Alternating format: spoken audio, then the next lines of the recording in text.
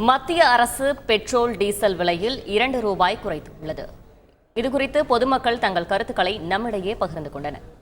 அதனால இதை வச்சு ₹2 குறைப்புங்கிறது ஒரு ரொம்ப கம்மி தான். ஒரு ₹10 குறைச்சிருந்தா கூட பரவாயில்ல.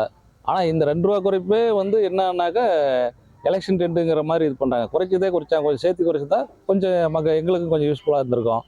அதனால இப்போ இது ரொம்ப நம்ம எதிர்பார்க்குற மாதிரி ஒன்றும் இல்லை. இது ₹2 குறைப்புங்கிறது பெரிய இதே இல்லை. இப்போ எலெக்ஷன் டைமுங்கிறதுனால இதை குறைக்கிறாங்க. இதனால எங்களுக்கு எந்த லாபமும் இல்லைங்க. எங்களுக்கு டியூ கூட கட்ட முடியாத இதில் தான் கஷ்டத்தில் தான் இருக்கிறோம்.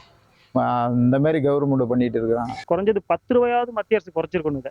₹10 குறைச்சிருந்தா தான் மக்களை கொஞ்சம் சந்தோஷப்படுவாங்க. இன்னொன்று, இவ்வளோ காலம் அதை பற்றியே குறைக்காம இன்னைக்கு திடீர்னு குறைக்கிறாங்கன்னா கண்டிப்பாக இது ஒரு அரசியலுக்காக, அதாவது வாக்குக்காக குறைக்கிற மாதிரி இருக்கு. மக்கள் யாரும் முட்டாள் கிடையாது. கண்டிப்பாக உங்களுக்கு தெரியும்.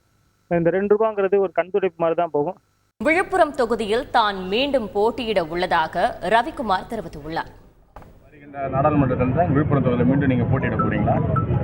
அது எங்கள் கட்சி, எங்கள் தலைவர் அறிவிப்பார். உரிய நேரத்தில் அறிவிப்பு வெளியாகும். உங்களை சந்திப்போம். இல்லை சார், உங்களோட விருப்பம் என்னன்னு சொல்லியிருக்கீங்க? இங்கே போட்டியிடுறதுக்கா இல்லை 2 தொகுதி தான்? 2 தொகுதி தான்.